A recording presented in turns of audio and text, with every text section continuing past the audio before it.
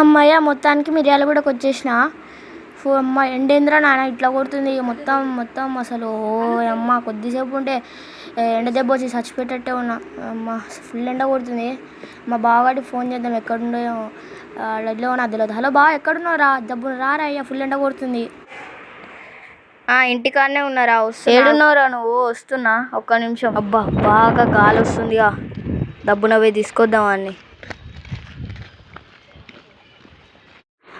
అక్కడ ఉంది వాడని కూడా. రే ఇక్కడ రారా, ఇక్కడ నేనే ఉన్నారా. బామ్మర్ది వస్తున్నా వస్తున్నా వస్తున్నా.